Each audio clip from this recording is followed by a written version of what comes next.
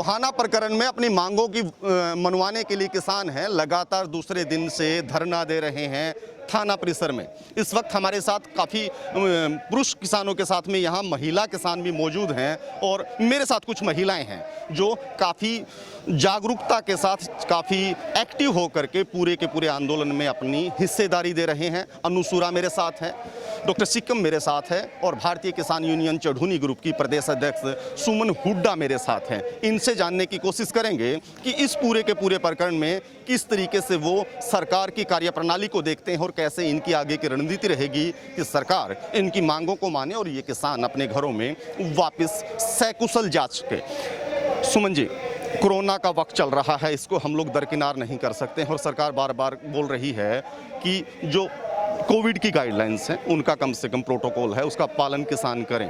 क्या कहना चाहेंगे? एक तरफ आप मांगे मनवाने की बात कर रही हैं और दूसरी तरफ कोरोना की एक बहुत बड़ी तलवार आप लोगों के ऊपर ही नहीं पूरे देश और दुनिया के ऊपर लटक रही है। कोरोना से बड़ी तलवार तो रोटी की लटकी हुई है। मरना उधर भी है और मरना इधर भी है, तो देखते हैं कि सरकार हमें किस तरफ मारती है।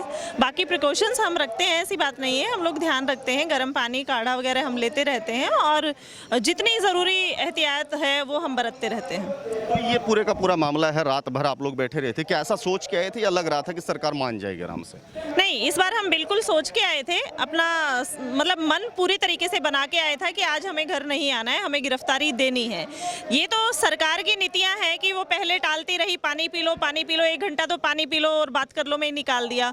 उसके बाद फिर उनको बोला गिरफ्तारियां लेना शुरू कीजिए, नाम लिखना शुरू कीजिए, तो उन्होंने वो नहीं किया कि प्रशासन बात करेगा। फिर वो 3 घंटे प्रशासन की बातचीत जैसे रूटीन में होता है वो उसमें निकाल दिए। तो ये इनका कहीं बरगलाने की साजिश थी कि शाम हो जाएगी, शाम होते होते किसान अपने घरों को चले जाएंगे, थक जाएंगे और फिर तुम अपना फिर जो नया पैंतरा है वो पैंतरा चल लेना, क्योंकि जैसे ही तादाद कम होगी तो प्रशासन हावी होगा, ये तो सबको पता है। पर इन लोगों पर इनकी चालें हमेशा उल्टी पड़ने लगी हैं।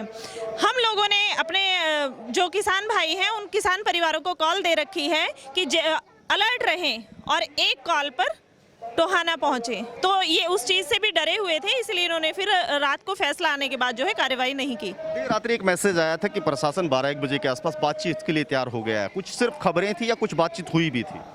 12-1 बजे कोई बातचीत नहीं हुई थी, सिर्फ वहाँ से मैसेजेस आ रहे थे बट क्लियर मैसेज नहीं था। उसके बाद फिर 3 बजे हम वहाँ से निकले थे थाने तक पहुंचने के लिए। तो यहाँ आके हमने धरना लगाया, पुलिस प्रशासन से हमने बोला कि अगर आपको बात करनी है तो बात करें, टाइम वेस्ट ना करें और जो हमारी मांगे हैं उन मांगों से हम पीछे नहीं हटेंगे। टोहाना मुद्दा पूरा खत्म होगा। टोहाना के जो भी केसेस हुए हैं या जो टोहाना कांड में जो भी मिसअंडरस्टैंडिंग्स है वो सब क्लियर होनी चाहिए, तभी हमारा धरना यहाँ से हटेगा, अदरवाइज नहीं हटेगा। तो विधायक की माफ़ी मांगने वाला तो केस जो है वो सॉल्व हो गया था, पर जो यहाँ के एसपी हैं वो बिल्कुल सहयोग नहीं कर रहे हैं बाकी केसेस में, तो उसी पे बात अटकी हुई है। तो हमारे लोगों ने भी सख्त फैसला सुनाया कि आपकी ये चूहे बिल्ली वाला खेल हर बार नहीं चलने वाला है। इस बार जब आप सारी मांगे मानेंगे, सब कुछ क्लियर करेंगे, तभी हम यहाँ से हटेंगे, अदरवाइज नहीं हटेंगे। जिक्र बार बार तमाम बड़े नेताओं जो एसकेएम के नेता हैं वो भी कर रहे हैं कि सरकार दिल्ली से ध्यान हटा करके हरियाणा में एक नया मोर्चा बनवाना चाहती है ताकि दिल्ली का प्रेशर कम हो। आप सहमत हैं इस चीज़ से या इस तरीके की चीज़ें कुछ देखते हैं? जी बिल्कुल, ये सही बात है कि यहाँ पे सेंटर बनाने की कोशिश की जा रही है, कभी हिसार को, कभी जींद को और कभी आपने देखा है अब टोहाना फतेहाबाद में आ चुकी हैं चीज़ें। पर संयुक्त मोर्चा में ये डिसीजन हो चुका है कि चाहे ये कितने भी मोर्चे खड़े करने पड़ जाएं हमें, हम मिल बांट के ड्यूटीज लगा के हर मोर्चे को मजबूत करेंगे। जैसे अभी वहाँ से ड्यूटी लगी थी गुरनाम जी की और राकेश जी की कि वो दोनों वहाँ पे जाएंगे और मोर्चा संभालेंगे। अगर उनके अलावा किसी को बुलाना पड़ता है तो ये वापस जाएंगे, उनकी जगह 2-3 नए आके बैठ जाएंगे। ना वो मोर्चे कमजोर होने देंगे और ना यहाँ से आंदोलन टूटने देंगे। तो सरकार अगर किसी गलतफहमी में है तो अपनी गलतफहमी दूर कर ले। के 3 बड़े नेता यहाँ थे, हालांकि युद्धवीर जी भी थे, 4 थे, राकेश टिकैत जी, गुरनाम चढ़ूनी जी और योगेंद्र यादव। क्या अभी वो तीनों और चारों लोग यही हैं या फिर उनको किसी अन्य जिम्मेवारियों पर आज भेजा गया है? देखिए, अभी यही हैं, सभी यही हैं। गुरनाम जी जो है वो बात करके तीनों बड़े नेताओं से, उनका एक 6 तारीख का प्रोग्राम था अम्बाला जो काफिला है सिंघू बॉर्डर पे संख्या बढ़ाने के लिए, उस काफिले को वहां छोड़ने गए हैं और वो पहुंचने वाले हैं। अब यहाँ पे वो सब इनसे बातचीत करके गए हैं कि ठीक है आप उसको एक बार संभाल के तब तक आ जाइए, तब तक हम यहाँ संभाल लेते हैं। बाकी सभी यहाँ मौजूद हैं, रात को यहीं सोए हैं सब लोग, गुरनाम जी भी यहीं सोए थे, तो मतलब सब साथ साथ हैं। प्रशासन की तरफ से कोई परेशानी या सुविधाएं आपको ना मिल पाई हो? रात को आप लगातार यहाँ पर टिके हुए हैं, 24 घंटे के आसपास समय हो जाएगा 2-3 घंटे बाद। इस तरीके का रवैया पुलिस प्रशासन और प्रशासन का है इन आंदोलनकारियों को लेकर के, यहाँ सुविधाओं को लेकर? रूढ़ ही रवैया है। एक वॉशरूम है यहाँ पे, सबसे बड़ी क्या एक आप लोग नारा देते हैं बेटी पढ़ाओ बेटी बचाओ, बेटियों को सुविधाएं भी तो दो। आई है तो उनके लिए पानी का, मोबाइल, टॉयलेट रो, सेफ्टी इश्यूज तो देखो। आपने उनको सड़क पे बिठा दिया, थाने के बाहर लाइट नहीं जल रही, अंधेरे में वो बिना लाइट के क्या करेंगे? कोई भी गलत तत्व घुस के कुछ भी कर सकता है। वॉशरूम्स आपके पास नहीं है, अगर थाने में जाने के लिए कहते हैं तो वो आनाकानी करते हैं, और जाते भी हैं तो 2 ऐसे क्रिमिनल की तरह लेके जाते हैं और क्रिमिनल की तरह वो वापस लेके आते हैं जैसे हम वहाँ पे बम डालने जा रहे हैं। तो अगर उनको ऐसा डर है तो बाहर हमने कल बोला था एसपी साहब को कि मोबाइल टॉयलेट की व्यवस्था कीजिए, क्योंकि यहाँ पे बहुत ज़्यादा संख्या में लेडीज़ थी। तो वैसा अब तक कुछ भी प्रोवाइड नहीं करवाया गया है, अगली दोपहर आने को है, आपको पता है। और बाकी भी ना पानी का ढंग से कोई प्रबंध है, पंखा कूलर तो दूर की बात है, रात को हम खुले में सोए हैं, आपने देखा भी है। अब हमारे किसान भाइयों ने टेंट का प्रबंध किया है। मच्छर कुछ किस तरीके का? जबरदस्त मच्छर थे। खाने का प्रबंध किसानों ने किया कि प्रशासन ने किया? रात को प्रशासन ने कुछ नहीं किया है, हमारे किसान भाइयों ने, गुरुद्वारा वालों ने और आसपास के जो गांव हैं वहां से लंगर बन के आया है। आसपास के घरों में हम जाके नहा के आए हैं सुबह, मतलब जो भी हमारी एक्टिविटीज थी, किसी ने खाना दिया है, किसी ने नहाने की जगह दी है, तो उन लोगों ने सहयोग किया है। आसपास के लोगों ने, प्रशासन की तरफ से कोई सहयोग नहीं है। आखिरी सवाल मेरा, क्या किस तरीके की रूपरेखा रहेगी आगामी इस धरने को लेकर के, आंदोलन को लेकर के, अगर ये मांगे नहीं मानी जाती हैं? अगर मांगे नहीं मानी जाती तो ये धरना भी पक्का धरना लगा के तब तक चला जाएगा जब तक संयुक्त मोर्चा की कोई अगली कॉल या प्रशासन की तरफ से कोई भी मतलब रिहाई वाला जो मुद्दा है वो सॉल्व नहीं हो जाता। सिर्फ रिहाई नहीं, और भी बहुत से मुद्दे हैं जो पेंडिंग में है। जब तक वो मुद्दे सॉल्व नहीं होंगे हम यहीं बैठे रहेंगे। इस बार उठेंगे नहीं, ये फाइनल है कि इस बार उठेंगे नहीं। अगर हमारे नेता लोगों को बदल के आना पड़ेगा या किसी काम से एक को जाना पड़ेगा तो दूसरा आएगा। जो स्थानीय लोग हैं वो मोर्चा संभालेंगे, उनमें से ड्यूटी लगी है सुरेश कोच जी की, जोगिंदर नैन है जो इस एरिया से आते हैं, तो वो लोग मोर्चा संभालेंगे, पर ना यहाँ संख्या टूटेगी और ना ही बॉर्डर पे संख्या टूटेगी। बहुत बहुत शुक्रिया आपका। डॉक्टर सिक्किम जी, आप एक बार आ जाएं, अनु आप भी आ जाएं। मैं पहला सवाल एक बार डॉक्टर साहब से लेना चाहूँगा, क्या किस तरीके से पूरे के पूरे प्रकरण को आप देखते हैं? क्या नज़रिया आपका है इस पूरी घटनाक्रम को लेकर के जो 1 सप्ताह से चल रहा है? नहीं, नज़रिया तो क्या है, सत्ता तो मतलब सत्ता अपनी जिद पे अड़ी हुई है। ये तो ये चाह रही है भाई किसी तरह किसानों को तोड़ो मरोड़ो और ये अपने घर को जाए। जो दिल्ली का बॉर्डर है उसको खाली कराओ और यहाँ जाट लैंड में इस आंदोलन को शिफ्ट करके और इस आंदोलन को तोड़ मरोड़ के इसको जाट आंदोलन में शिफ्ट करके हमेशा के लिए इनको घर बिठा दो। और कुछ नहीं है, शासन और प्रशासन का एक ही ध्यान है, आंदोलन को कैसे, क्यों और कैसे तोड़ा जाए, बस। खटकर टोल बहुत मजबूत टोल है, महिलाओं की संख्या भी अच्छी खासी है। मैं मानता हूं कि हरियाणा का सबसे ऐसा मजबूत टोल होगा जिसमें सबसे ज़्यादा महिलाएं हैं। क्या सहभागिता आज है और किस तरीके की रणनीति रहेगी खटकर टोल की यहाँ के इस पूरे के पूरे इवेंट को देखते हुए? बात ये है, कल तो हम इस वजह से नहीं आ पाए थे क्योंकि चौधरी वीरेंद्र सिंह और दुष्यंत चौटाला का घेराव भी करना था और हमने जो प्रतियां फूकनी थी काले कानूनों की वो हमारी मजबूरी थी। इस दौरान कुछ महिलाएं नहीं आ पाई, पर हमें अभी आने के बाद कॉल कर दी है उनको, वो जल्दी ही सारी महिलाएं यहाँ पहुँचने के लिए तैयार है। मेरे ख्याल से 1.5 या 2 घंटे के अंदर जो हमारी टोल की महिलाएं हैं यहाँ धरने पे होंगी। अभी ब्रिजेंद्र सिंह का आवास मेरे ख्याल से उनके पैतृक निवास डूमरखा में आप गए थे, तो क्या किस तरीके से स्वागत किया ब्रिजेंद्र सिंह ने और वीरेंद्र सिंह जी ने?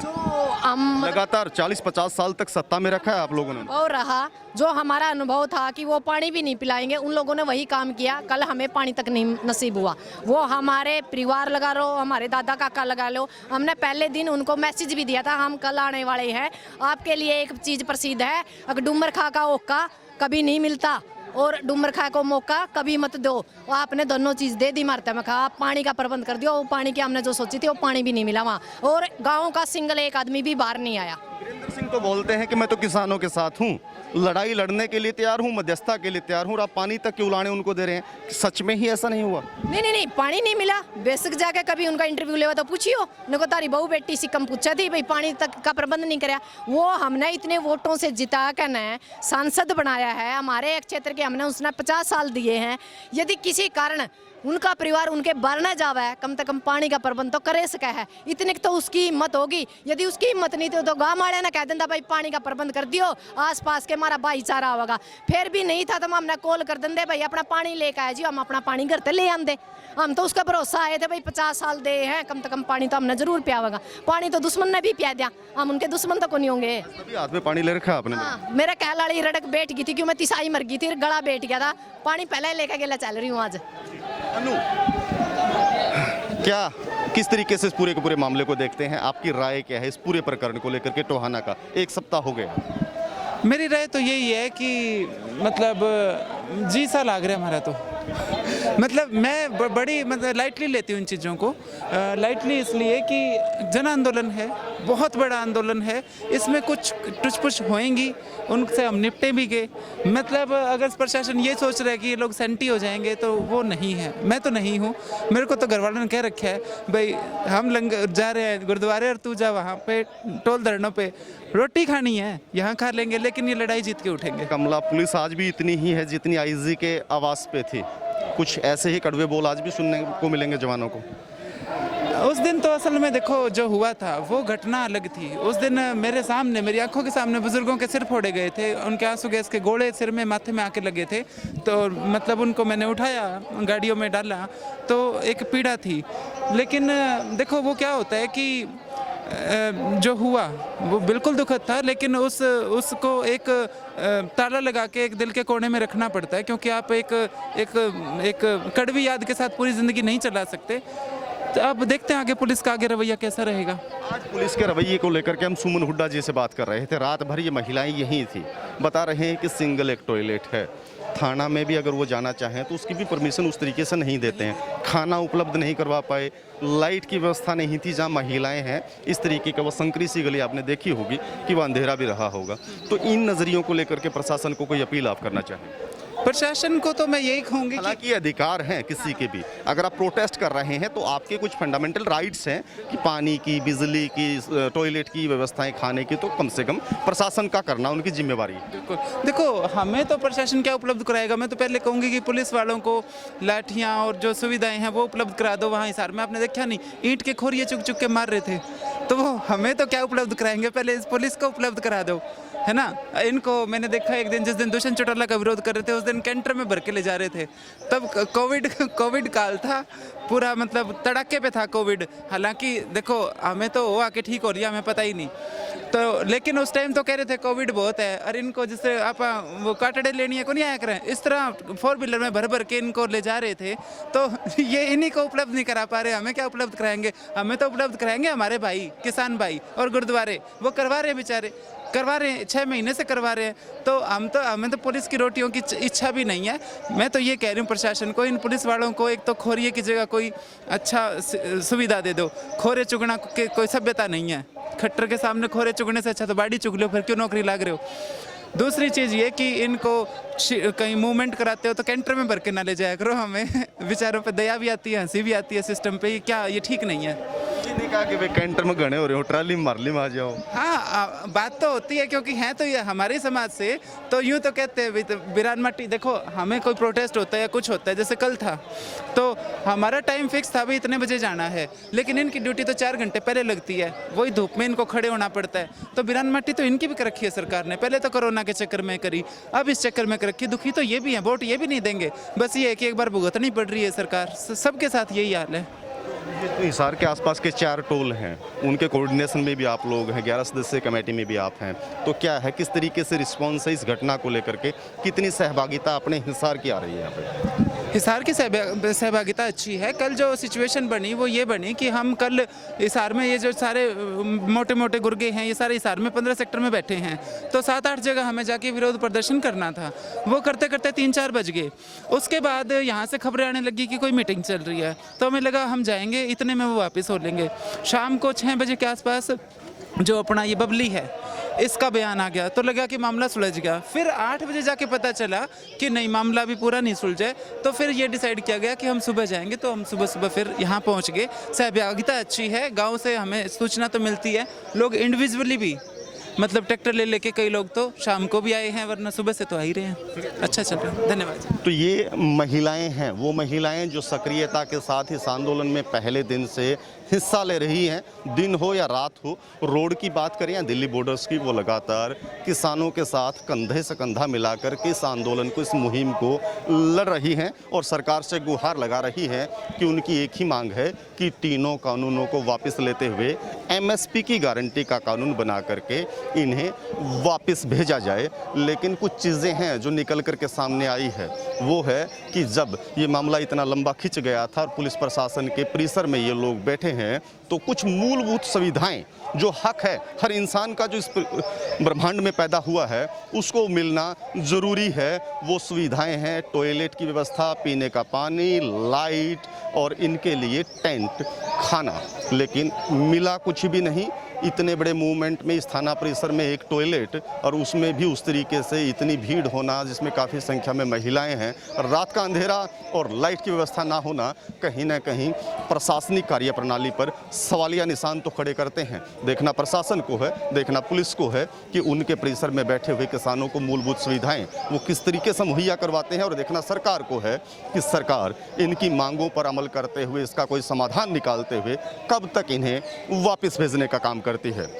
लगातार किसान आंदोलन और इस मूवमेंट से जुड़ी हुई खबरों के लिए आप देखते रहें द इंक। और अगर आप इस वीडियो को YouTube पर देख पा रहे हैं तो हमारे चैनल को सब्सक्राइब करते हुए बेल आइकन जरूर दबाएं, और अगर आप इसको Facebook पर देख रहे हैं तो हमारे पेज को लाइक और फॉलो ज़रूर करें। अपने सहयोगी अजीत के साथ मैं रुद्रा राजेश कुंडू, टोहाना।